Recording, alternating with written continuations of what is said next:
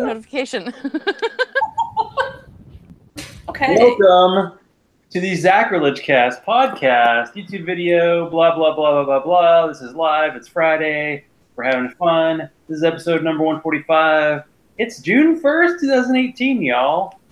Thank you to Kelly and Jim Helton for being on and showing me, I mean us, that actual activism happens and succeeds, and so can you. Just ask me, actually them, how. Tonight, we bring on two ladies who need no introduction, which is good because I didn't write one. Deborah Smith helps another more successful podcast, and Jeanne Eckerd listens to them. Welcome back. I don't have out-of-context quotes, but I'll leave it up to you. I heard from one of you, getting disappointed that some of my guests don't have jokes, and therefore, do you want to start with the joke? I will. I only have one joke, so I'm going to save it for the end, but it's for you, Zach. I have a joke. Shall I share the joke? Just Sure. Dive right in, right? Dive right in, baby. The water is fine. Okay, got it. This joke is, again, courtesy of Eric Brewer. I don't have an app. I have an Eric, and it works really well. You have a man and a woman, and they went out to celebrate their anniversary. And they came home, and their son looked at them and said, "Gee, Dad, did you have fun?" "Yeah, I did." Where'd you and Mom go for dinner?" "Father, thanks for Mom." He goes, "Oh, we went to that place. What's the name of that place?" He's thinking, he goes, "Son, I can't. Wait. On Valentine's Day, what kind of flower do you give someone?" And the son says, "A rose." He said, "That's it. Rose. What's the name of that restaurant we went to?" Oh my God. Oh, that's terrible. I know. Oh, really? All right, Eric, you're fired. No, don't you make my friends go, my invisible internet friends go away now. Oh no. I'll just That was pour it on the camera. Yeah, that was a good joke. I don't remember anything anyway. So we're going to talk about it again, because I think tonight we're going to be very free for all, because it is Friday night. Some of us have been working all week. Some people have been sleeping for podcasts all week. We're here. We're alive. I got a beer. I got a bug trying to get in my beer. That's not good. Anyway. I heard something about books. We like books. We like books a lot. A lot. We like books. Mm-hmm. We like bourbon too, but we like books. I think it's really, God, so just for background, I am like book nerd in a very specific way, in that I grew up around books. Books were my friends. Books were the only people that I had to keep me company for a while. And then I worked in a bookstore for 15 years. And so I helped people figure out books. So I like books. Books are hot. Books are good. I like books. I like books too. I had some thoughts. Mm-hmm. What? No. Of course you did. I did. I had some thoughts. And I know you have put your books into different categories of children's books I enjoyed as a child, children's books I enjoyed as an adult, and all those categories, which are really great. One thing that occurred to me when I was thinking about books was a conversation that I have had in the last, maybe month or so with someone. Mm-hmm. And one of the things that occurred to me is, we are atheists, secular humanists. You may give us whatever tag we wish. But there is a world out there, and that world is filled with people who are religious. And if you are raising a child as a secular humanist or an atheist, how do you teach them about how other people see religion? And I'm not saying to say, well, what they believe in is they're silly or invisible or doesn't exist, but to try to understand where they're coming from. And I realized there are a lot of books I read as a child that spoke of religious experiences from different religions. And they weren't my religion that I was at the time, but they were very profound books. And they made my world a bigger place. They helped me understand people better. And so I'll cover a few of them when we talk. Okay. No, I think that's a really, really relevant point. And like, and I'm going to say that a lot too. Again, like. Most of the books that I enjoyed as a kid, and then kids' books that I enjoyed as an adult, and then just even adult books, really had a lot to do with perceiving the world outside of your own spectrum. Mm-hmm. And so a lot of them were mostly fantasy, some sci-fi, but it's an easy approach to be able to get people to understand a different set of psychologies that go behind that world that these people are living in. And I think that that's really, really important. And some of them taught me science, and some of them taught me compassion, and some of them taught me free thought. And I don't care where the authors were coming from, whether or not they were based in a religion of some sort. They still taught me a way of thinking that caused me to come around to a more secular worldview. Mm-hmm. So I know one of the ones that you're going to want to mention first right off, because you called dibs. I did call dibs. Really? All dibs. It's almost like if I thought this ahead, I'd be like some kind of book draft where we all made picks and we had different categories, but that's way too complicated. Yeah, it's kind of like the fantasy football of books. I mean, I did one episode of one show with a friend and I. We talked about the TV show Oz. We did a draft of characters. It was fun, and that was a show that no one saw. Well, a few people saw on HBO, but it was like 10 years ago. But yeah, with books, it's so wide. It's even wider than beer, strangely enough. But well, yes. What was the book that the two you were going to battle over? Like, we'll let Deborah, if she's okay with it, talk. Go ahead. I have a book. I have several. When I was a child, my parents enrolled me in a book of the month club for children, and I got, I think, 2, maybe 3 really lovely, deckled edge hardcover books every month. Just it was really an extraordinary thing. And when I was very young, I read A Wrinkle in Time by Madeleine L'Engle, and it is been made into a film. It's been made into a film more than once. I have not seen the current iteration, and I probably won't, because honestly, I like what I see in my head more. But in that book, you have exposure to different ideas, you have exposure to different thoughts, and one of the things that I remember this one passage, and I remember it so clearly, where one of the fallen stars, which is called What You Will, was trying to explain a concept to a small child, and he said, well, then like Jesus, like Muhammad, like a prophet. And I had probably never heard of Muhammad before in my life at that time. And that was when I realized there are other religions out there. Other people think and believe other things. And that was an extraordinary moment for me. It is probably the moment I started on my secular journey, I think, really.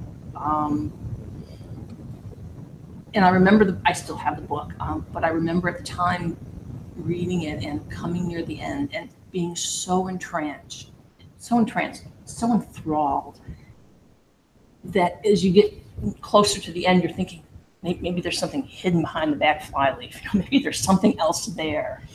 And it was a denim-bound book, and the insides of the flyleaves were lemon yellow. And when I flipped that last piece of paper over, and all I saw was lemon yellow, I burst into tears because I wanted so much the story to continue. And even now, if I open the back of that book, you see little drops where I cried. I lost your video there for a second, and a thunderstorm is rolling in, so I may accidentally go away because my phone is very This is what I thought was like weather specific. Danny so- Vermont. Okay. Say that again slower. I'm going to close the window. Maybe that'll help. Dang you, Vermont. I know you have something to say because, yeah, you go ahead. I think you've got stuff to say about it. Well, so part of the reason that we battle about this is because I really do like that series by Madeleine L'Engle. It's not just very broad.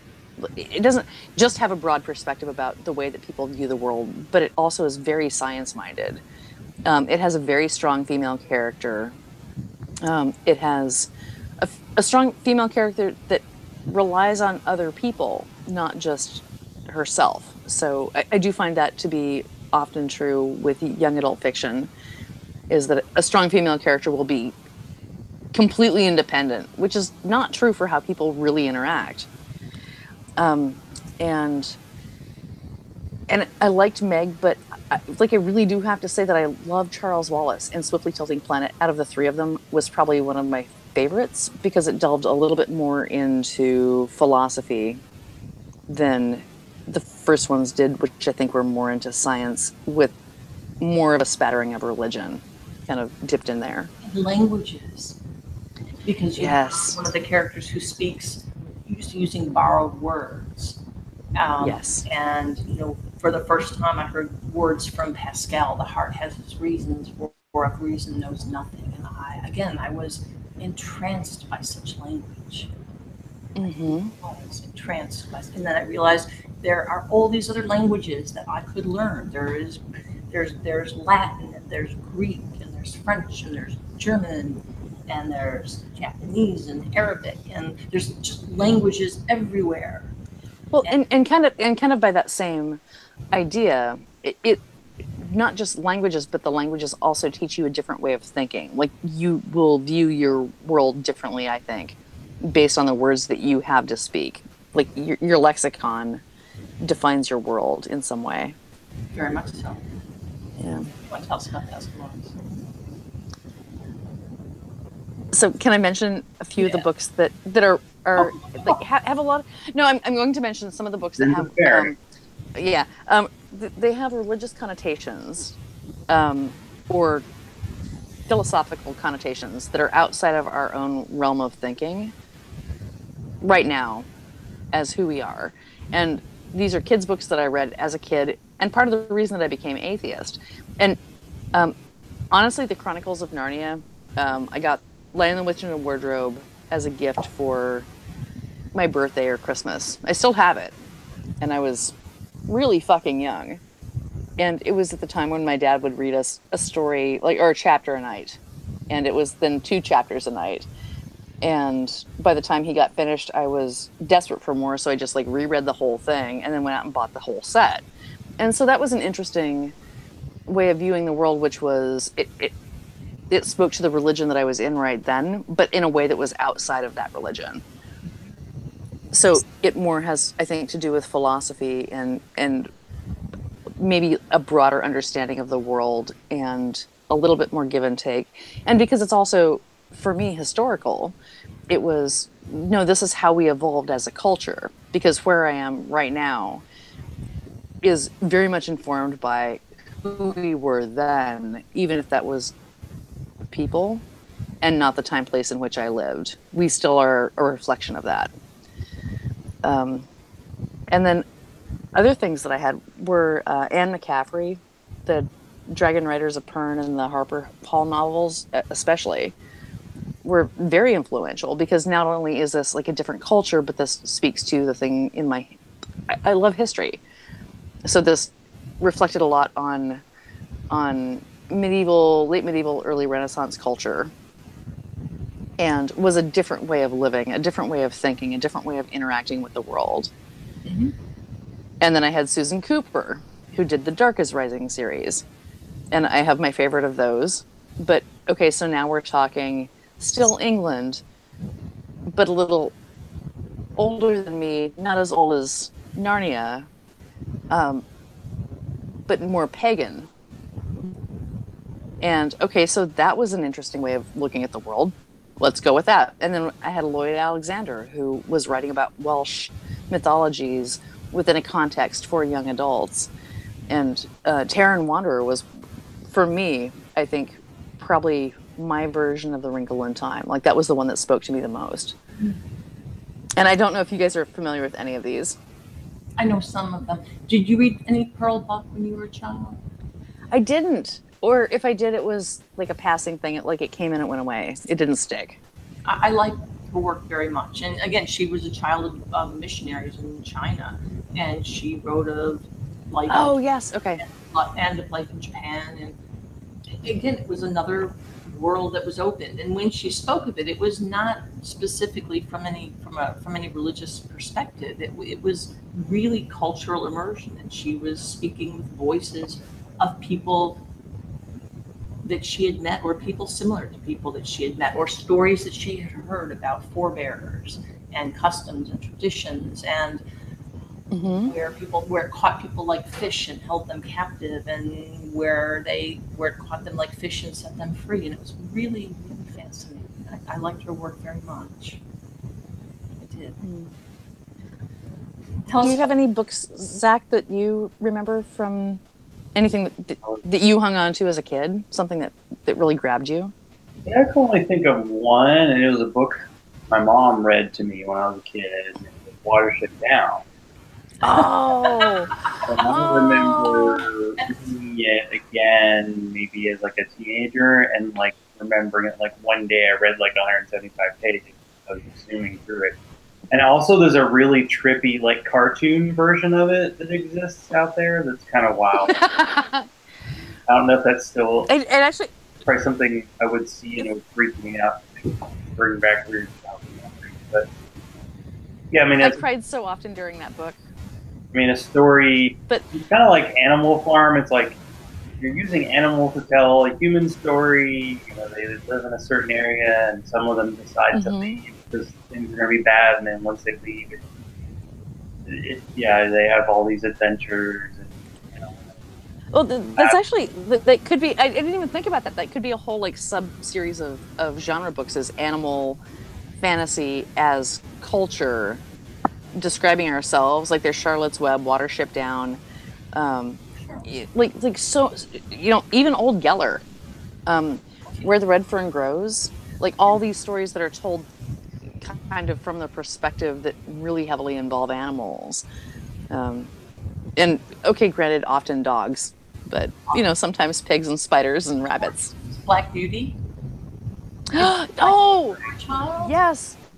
Yeah, or oh shit, what's the other one? Folly is his name. Folly. Black Stallion. I did. Oh, I love those books, the Black Stallion book. Well, because I'm a girl and I like horses, because you know that's what all teenage girls do. I remember reading Black Beauty. I must have been. I was a kid, and an aunt had given it to me, and I remember it was the first time I understood how capricious and cruel humans could be to animals. And it was, if you read that as a child and you are not moved, I think you must be made of stone, because it was not a not without joy book. But in the end, you realize that animals are completely within our control, and whether we dole out cruelty or kindness is completely dependent on us. And that, again, struck me as a profound and significant responsibility, and possibly even a burden. And I looked at things differently after I read that. And it was a book about horses, but you know, it was worth reading as a child. Yeah, good call, Zach. Like, way to bring it around to bunnies. Exactly. You know, fluffy things that we like to eat. I mean, wait, what? Sorry? I actually have a blanket that my mom and I would say mostly my mom did. It has different characters from the book in there.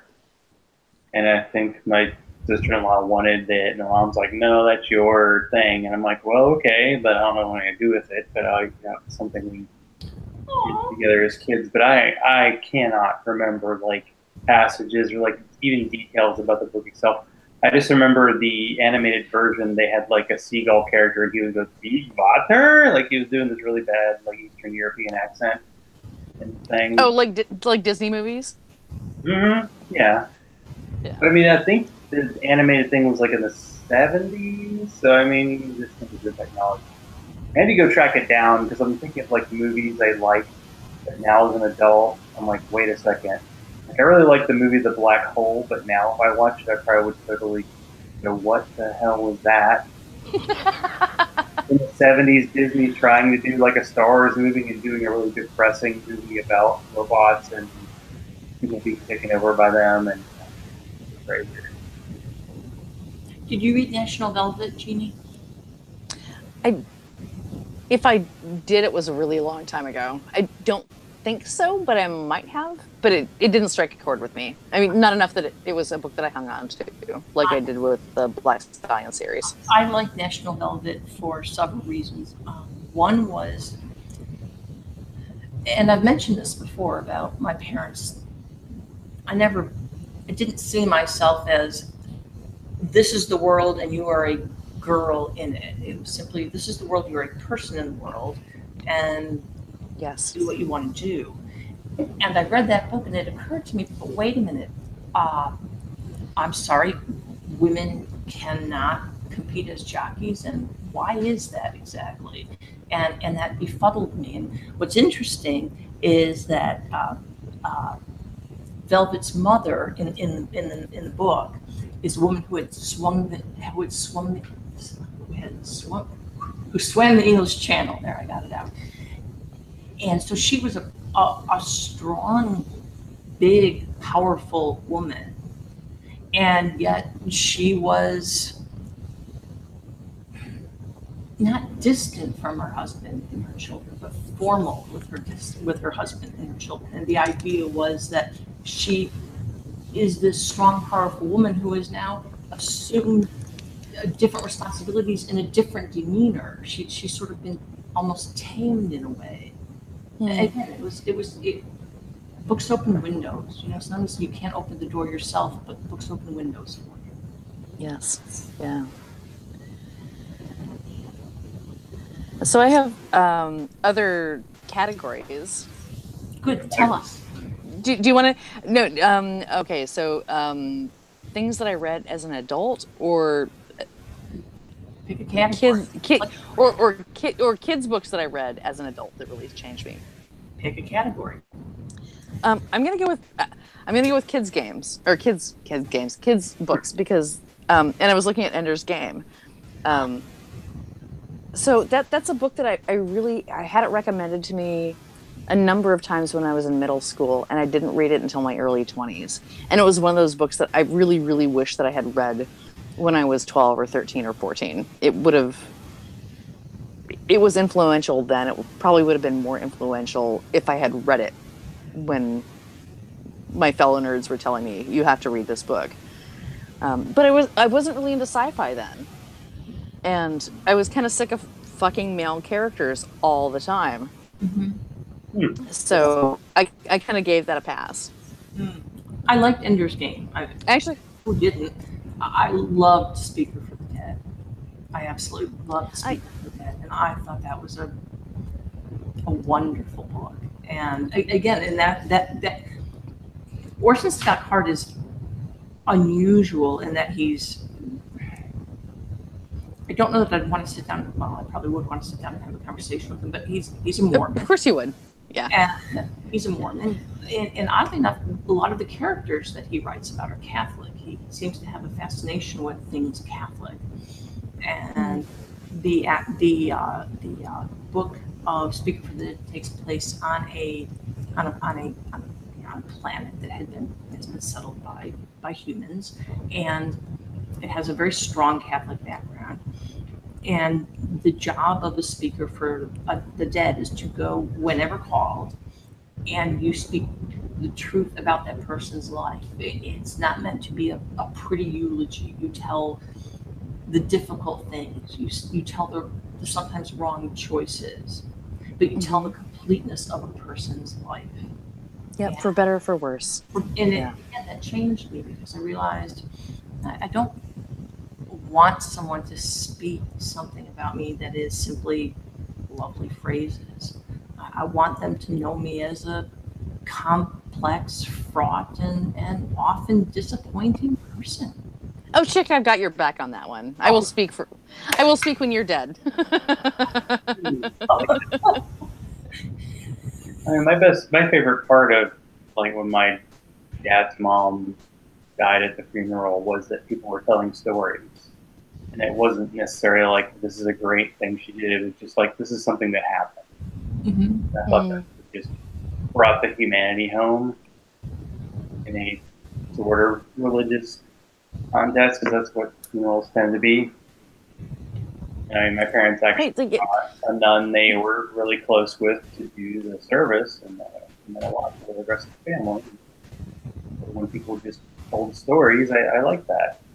I actually I read Ender's Game like 2 or 3 years ago. I know Orson Scott Card has said some terrible, awful things. Yes, he has. You know, we've learned in this world, can we separate the artist and the art? Maybe, maybe not. But it was a really good book, and I actually did watch some of the movie, but never mind about that. Just when it comes to sci-fi, it's like, the movie, let's just read the book. It's that way. I never watched the movie. I never watched it. It's always well. Actually, I have 2 books where that rule of thumb does not apply, where the film was actually excellent. Oh, I'm dying to hear this. Go ahead. And there are 2 of them. The first is John le Carré's Tinker Tailor Soldier Spy, because the film was excellent. And was that done as a TV show recently? It's probably been done a couple of times, but I feel like it was even redone recently. Perhaps it was. I mean, it's a period piece, so even if it was redone recently, like I think William Hurt in one of the most recent ones. I can't remember now. That sounds about right. It's taking place at a different time, so you're going to have period dress, period cars, period all those kinds of things. But nonetheless, that book, I believe, really survived its translation into a film, and it came out very well, and I was genuinely pleased with it. And I should either read or watch one of those, or maybe both, but I haven't done either. Well, if you watch thank you. The film, you get to hear Edith Piaf sing, and it's delightful. Oh, okay. So sold. You just started. You got something to do. So, and the other. See you. Bye.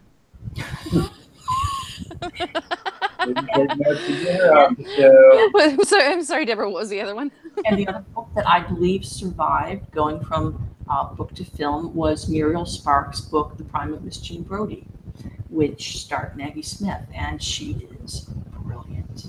And the film is not. It diverges somewhat from the book, but it strongly keeps the spirit of the book. And that is one that I would also consider, survived being changed, being turned into a film. Because what is it about? I actually I'm not familiar with that one enough to. Miss Jean Brodie is about a woman who teaches at a British school, and she assembles a group of middle school girls, and they become the Brodie girls.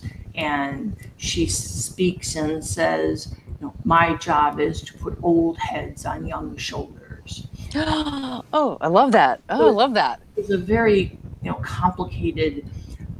She was a very complicated woman making some odd life choices, and in the end, she is left wondering which of her Brodie girls betrayed her.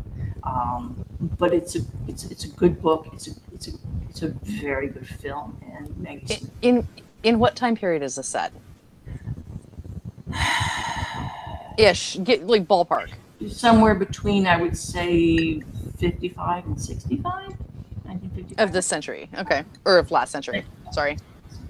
Okay, so like I'm kind of hearing this as a like a Dead Poet Society, but for girls.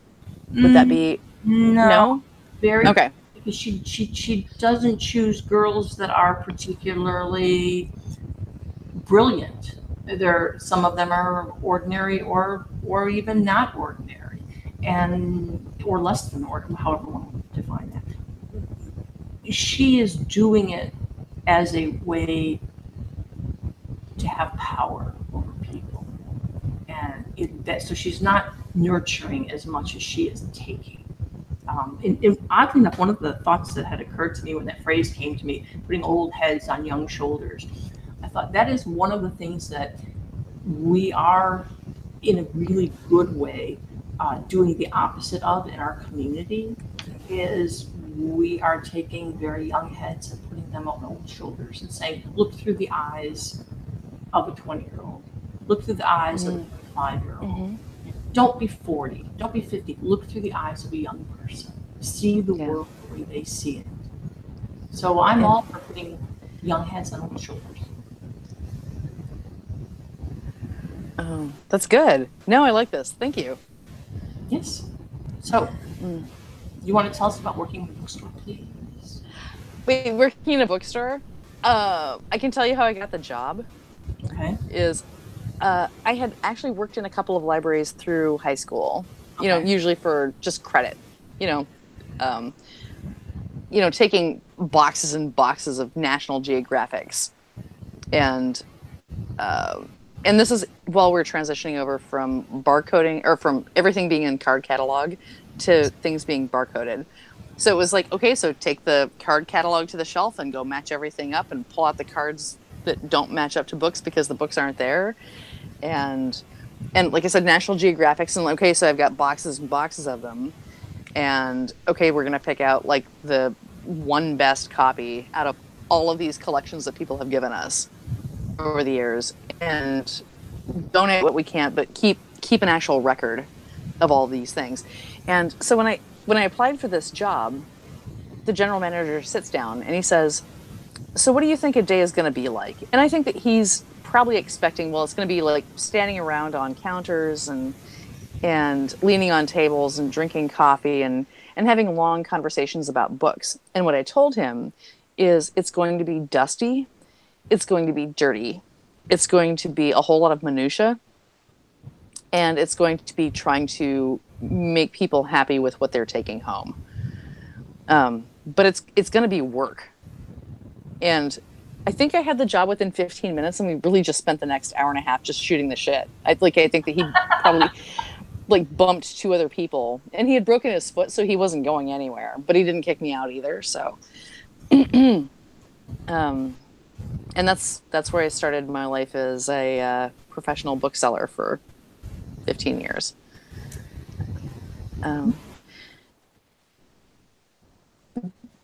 Was there another question, or can I cycle back around to death in books? Because around all you wish. Okay, well, I just didn't know if there was a question. A motorcycle, a bicycle, a tricycle, a bicycle built for two. Yeah, in your dreams, and that may come. Well, I just want to make sure that there were no more questions about being a bookseller, because it was fucking dusty and it was dirty and it was. I got real strong because, if you're unloading. Yeah. Oh, here's a fun fact about when the store that I moved across country and helped open another store. And the elevator wasn't working at that time. So we had to chain a whole bunch of books up. It was a 3-story bookstore, but there were only 2 levels. So it was up 3 flights of stairs. And everything that was getting unpacked. What's that? Was it in Columbia? Yeah, no. Columbia? Oh, dear.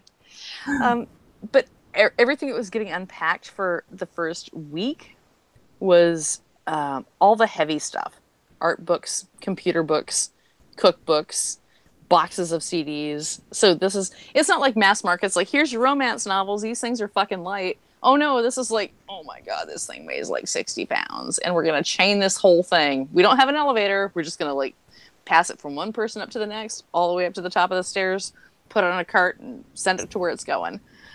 So yeah, it was like beefy back in the day. But so back to like the death thing. One of my favorite authors that I discovered as an adult, because he didn't start writing I didn't notice him. I don't think he started writing until after I matured ish, is Garth Nix. And he has a series of books. The first one is called Zachrilege, and it's a person who, it's another fantasy book, but in this world, it's a person who accidentally becomes the next,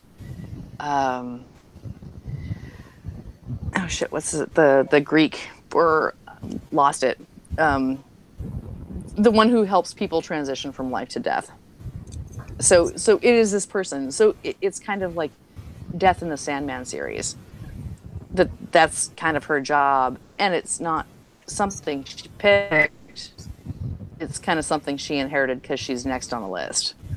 So all of a sudden she kind of turns of age and she's like, okay, well, great, I get to help people die. Like, that's fucking neat. Now what do I do with it? But it really is a really beautiful story or a series of stories about how death is a really normal part of life. And I really wish those had been written when I was a kid and that I had read them then. But yeah, Sabriel, Lyriel, it's a good series. But it was nice because this is a really, really honest way, because there are no really good adult books that talk about death in a very non-judgmental way. And there are even fewer books than no books for kids. And so I think that concept is important, because as we have broken away from a very agricultural culture, like we don't deal with death in the same way that our parents did or that their parents did. We're very divorced from all that. And so I think that having those kind of conversations, it's good to have them. It's good to have those thoughts in your mind, even if you don't have to deal with them immediately, because you're going to have to. And oh my fucking God, it's like 90 degrees in my apartment right now. We've managed. I feel like I'm just fucking sweaty. Podcasting is hot work. Yeah, especially when you don't have air conditioning, Deborah. So should we talk about our favorite book, The Air Conditioning Chronicles? Wait, our favorite what? The Air Conditioning Chronicles. No. Oh my God, I can write them from like a really bitter and jaded perspective. Mm-hmm. Like, yeah, the poor white trash version of Self before air conditioning. I have no idea. It's even tough with it. Yeah. Well, no, it really is true. Like, really, like I live in a really old brick building, and it's fine as long as it's cool when I leave the house and shut all the doors and windows. It's fine when I get home. And then, honestly, I open my front door and I just let the draft go through. So there are ways of managing it, but not in the world that we live in now. This house was probably way cooler in the summer when it was a single family unit, but now it's 4 apartment buildings. But I'm on the second floor. I get a good draft. I just hope that nobody comes to my front door, because straight shot from my bed to... Yeah. You want to see this? This is what you got. What you got?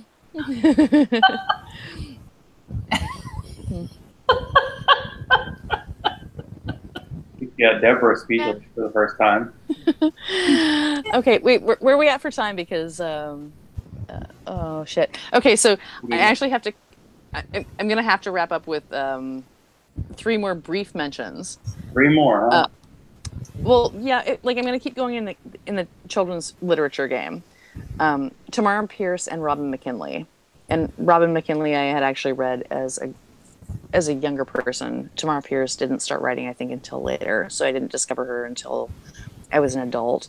But they're very strong female characters that are very both comfortable in a man's world, like in that transition between misogyny and we're part of this too. And it was just they were very nice characters to have run across. And Robin McKinley actually has written a couple things that are for adults, but I think that her younger novels were very. Oh, Deborah, you would like them. Like there are a couple that involve horses. Okay. But they were above and beyond just like the normal fluff characters. Like Nancy Drew is fine, but she kind of makes her way through a man's world. Like she kind of survives. And the characters of Tamara Pierce and Robin McKinley were very much in control of their own destiny. And I really valued that. Like that was a voice that I didn't have when I was younger. Women were usually secondary characters. And these also weren't aggressively feminist. They're just like, well, like you said earlier, like why can't I be a jockey? You know, like I'm lighter weight, I'm smaller, I'm just as tough. Who cares if I have a vagina? You know, like my boobs don't get in the way because you know they're young adult novels, so they haven't hit puberty yet. So there's not the boobs to like that. No, my last two kids my last two that I could throw in right here. As an adult, I love Dr. Seuss's Fox in Socks.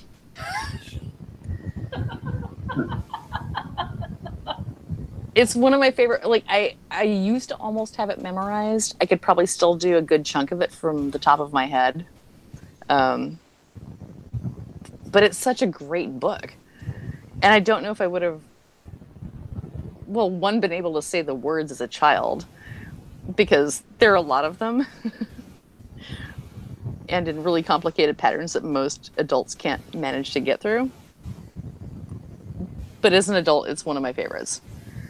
And then another favorite one that I ran into is a picture book that's called, oh God, no, now I have like, I'm betraying all my friends, my book friends, by not saying, Thursday is one of my favorite books about frogs flying, because that was pretty awesome. But Ish is, God, you guys are bored right now. That's fine. Yeah, list of all the books and authors. I've been trying to look them up as you go. Say that again, Zach. I didn't Not the show notes. Oh, yeah. Give me until tomorrow. I will send you links. But no, Ish it's this really great story about, and it's kids, and when you're in first grade, and the teacher says, "Okay, I'm gonna say," and then by third grade, you're like, "Hey, so who's an artist?" And like half the kids are like, "I'm kind of an artist," and by like fifth grade, kids are all like, that guy's the artist. And so Ish is about, well, it doesn't have to be that specific, like that perfect. It can just be a castle-ish, and it can be a dragon-ish, and it can be a car-ish. That you don't have to be perfect to be an artist and to actually create something that's of value. It can still just be you doing your own thing, being happy and making art, like that releases that value judgment. Well, like that guy's the one that can draw the best. That guy's the artist. She's the one that makes the best paper mache things. She's the only one that can do that. No, we're all artists in some way. We don't have to be perfect to be able to do it. And I loved the concept of that book. That kind of concept is getting into the hands of children that are in, kindergarten, first, second, third grade. Tell that story often. I think that when you do most anything, once you release yourself from the bind of I have to be perfect, your world grows larger. Oh, Deborah, pot kettle black. Jesus. That's why I still do podcasts. So if I was like, I have to do a perfect podcast, it never would have happened. So Yep. I Yeah. only can Instead, yes. you make do with us instead. But we're charming. Pretty darn charming. How much longer do you guys want to keep going? I could keep going for. I still have 5 more subcategories and 8 authors that I haven't mentioned in the first 2 that I can keep going with. Well, I had a connection with kind of like mystery authors. Dad gave me a Lawrence Block book when I was at a beach trip in like the 90s. And that was just mystery stuff. And what I thought was great about Lawrence Block was he would write about a guy who would like solve crimes in Europe, but he never visited Dave. He read about it in the book. For some reason now I'm having like that. I didn't hear any good rest of the time. Maybe I haven't talked much tonight. But I found a book by Robert Gray, his books are finally getting popular now, but had a guy who was a private eye, but he also was very, he would have good comebacks and good one-liners.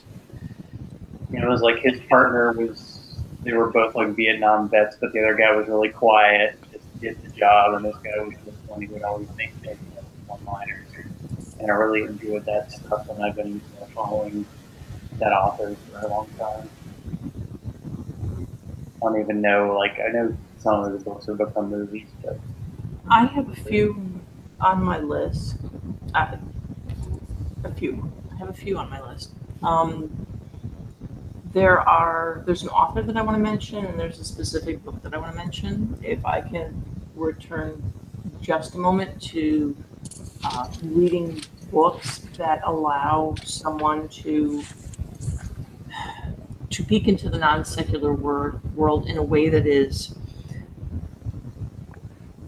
non-combative, and where you can where the adult or the child can walk away with something of value. There's a book. It is by. It is by G. Willow Wilson, and it is called Alif the Unseen. And it is relatively current book within the last 5 or 6 years. And it takes place in an unnamed Middle Eastern country that is ruled by a royal family and has phenomenally strict Muslim laws. And it has everything from laptop computers to the whole story of the various jinn that live in the other world. And I think it's a very cool book, and I think it's worth a read by anybody. One of my favorite authors ever, probably, is Chaim Kotak, who has written extraordinary books. And but among them, there is a really good novel. It's a beautiful novel, actually, called Davita's Heart. And it is the story of a girl who is raised by the mother is a non-observant Jew, and her father is from, I think, Maine or something like that, Protestant Maine. And she grows up not, where religion is not part of her life. And her father's a news correspondent and dies in Spain covering a story. Dies, she believes, somewhere near Guernica. So she's very transfixed by the photo. She literally dives into the photo with her mind. And eventually the mother returns to being an observant Jew and marries remarries, and the idea is, she's raising her daughter with not with restrictions, because the daughter kind of sought out the comfort of the community after her father died. But it speaks very much to the early aspects of the U.S. Communist Party, of the Workers' Party of socialism, as people tried to present it, as people went literally in New York to tenements and saying, look, you're paying rent and your landlord turns the heat off in the wintertime, and you drive and you don't have decent wages or protections, and try to unionize. And it's a really nice look into that time of the U.S.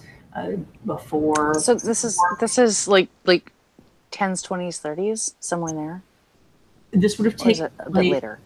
This would have taken place prior to World War II, and that would have ended, right around the time or a little after World War II. And there was another book that he's written so many books, and they're all really quite fine. One is called Chosen, and that was made into a film, I think.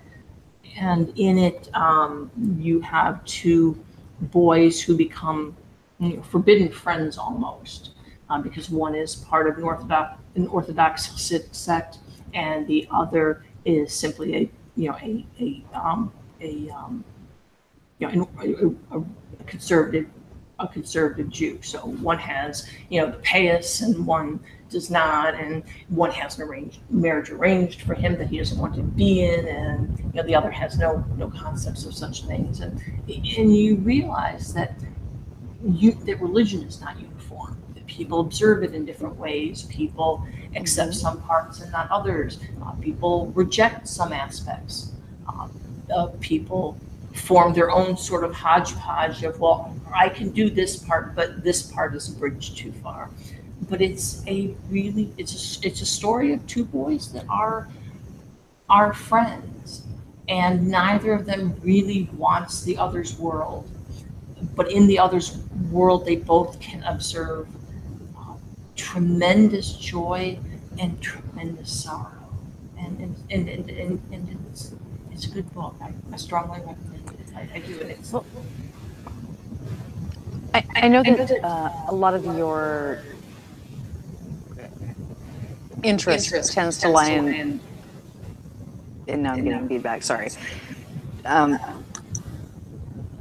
Jewish culture, Jewish history.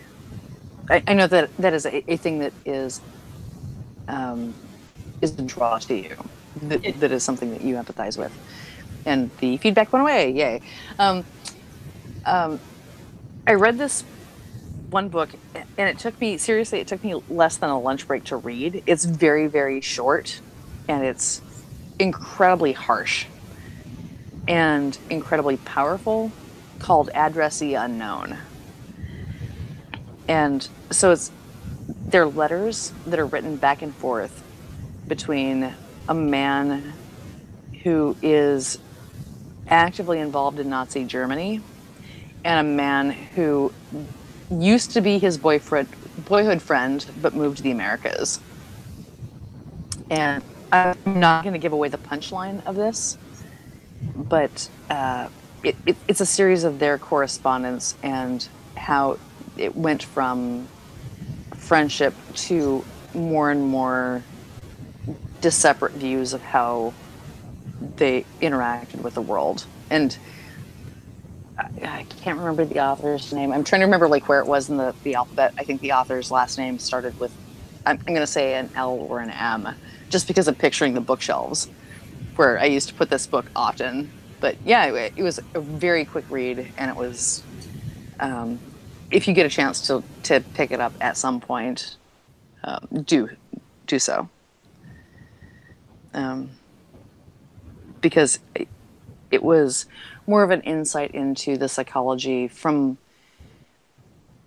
two disparate sides about how World War II played out, and how Nazi Germany, how Germans in Germany may or may not have dealt with what their issues were too. But yeah, it's got a pretty big fuck you at the end. I think you'll like it.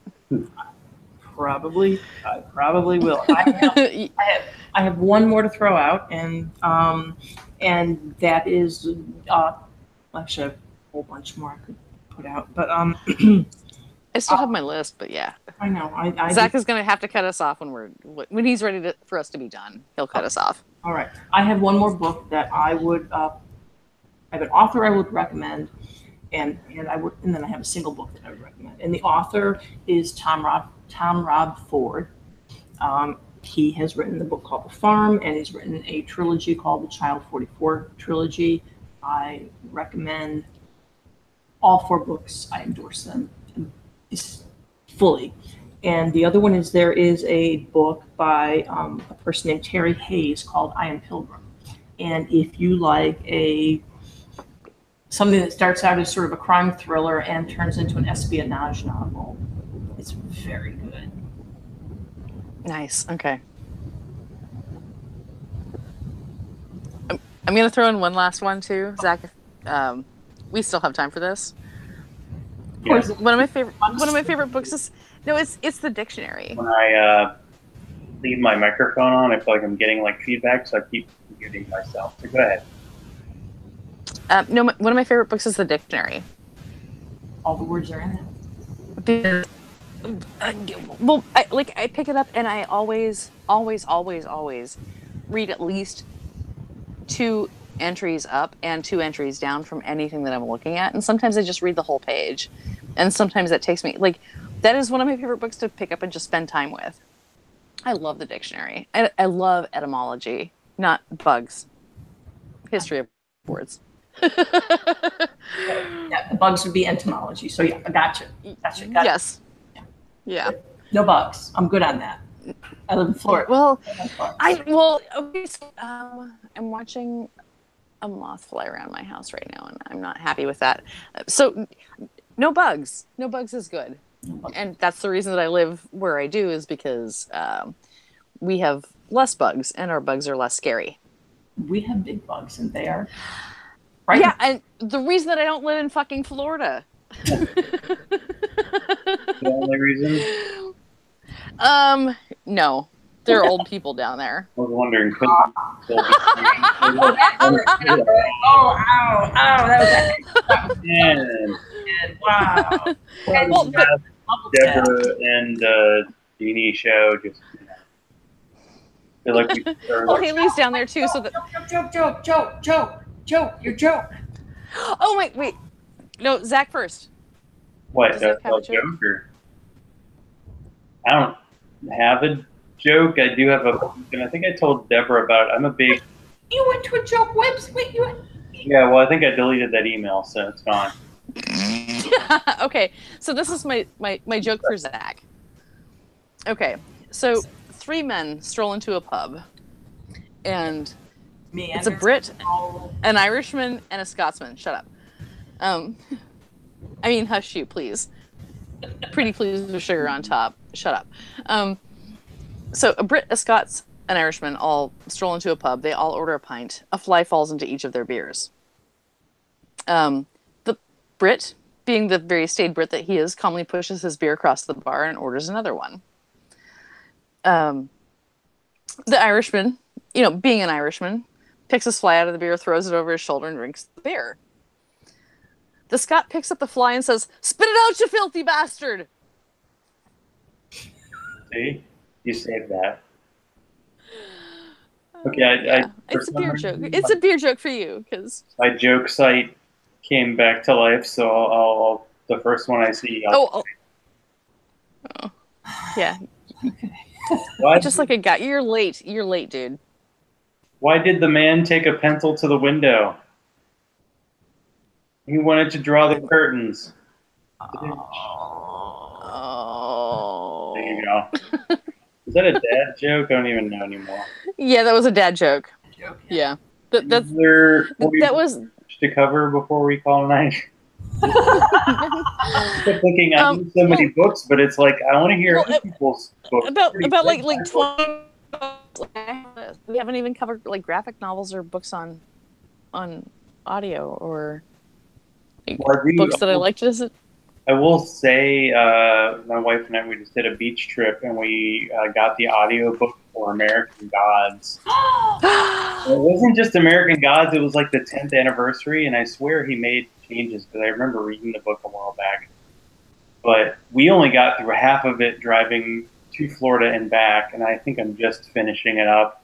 But it's a really good book, and I think it's a Starz show now, and it covers all the gods and like how they came to America and how now they're getting all weak and old because nobody worships them anymore, and how America's not a good land for gods, which is interesting considering our current political climate. And I like that it's 59 minutes in and it's the first time we mentioned politics.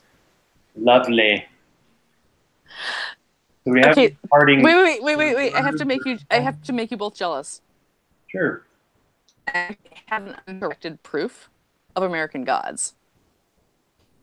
I read it about 8 months before it got released to the public. Wasn't that like in the 90s when it came out? Yeah, because I'm a fucking book nerd and used to work for a bookstore and my boss loved me, so haha. No, I get I mean, books sent to our house every day. I'll let you read it, but only if you promise to wear gloves. It's only, yeah. I've only read it twice without, just like it's got like a little bit of filthy fingerprints on it, but yeah. Love you. I have lamb and uncorrected proof too. I had a friend who had one of the first books that were allowed to be produced, or like post Star Wars, like Return of the Jedi books. And he let me borrow it, and I felt like I could only open it a certain amount because I didn't want to like crack the spine. Yeah, because I'm gonna kick your ass because I didn't want to break the very valuable and not valuable book. Exactly, and now it's not the beginning. That's okay. But you got to read it early and first. Exactly. I wish they'd done that instead of that trilogy, but it's okay. That's not what we're talking about tonight. All right, so Deborah, any other thoughts or books or anything? I have a legal pad next to me. Don't ask that question. I know. Now is not the time. Just say, like, Deborah, wrap it up. Yeah. No. I hope I've offered some decent thoughts and some good recommendations. Oh, I'm sorry. Hang on. Jeanne, well, okay, so where can we hear you on like a podcast coming up soon? Well, I'm gonna be recording with Ginger Snaps tomorrow, and I think that'll be a really fun time, and I think we might also have something in the work for Deborah and I to go be sassy together. And P.S. like, if you want me to wrap this up, I'm gonna say like I'm fucking pissed that Deborah got to be all like smart and stuff, and I'm like, hey, so kids' books are awesome. I'm like, yeah. Well, I'm like, well, we could talk about other books. I have smart books too, not just the dictionary. I promise. That'll be for next time or the time after that. Okay, fair enough. And then we're going to talk about pervy books too. I know. That's like hour 3. Yeah, she rolls her eyes and she's like, fine, okay. I talk about pervy stuff. But I said nothing. I just You rolled your eyes in a very, very distinctive way. You have such a history. So vast. Let me do the very narrow version of the finale here, because I'm not going to do any edited crap at the end. We're going to go straight through like the old days. So if you like the show, patreon.com/Zachrilege. I'm on Twitter. I'm on Facebook. ZachrilegePodcast@gmail. And thank you, Deborah and Jeanne, for why did you always get to order, but just when I'm not talking. And of course, we'll have them on again because it's fun to not talk about like reality too much. And books are great. There are many ways to consume them these days. You don't have to just read. You have the ebooks, you have the audiobooks, you have all that fun stuff. So please read early, read often. And I'm just gonna leave with that. So thanks, and we'll be back next week for more discussions of important topics. And I'm sure my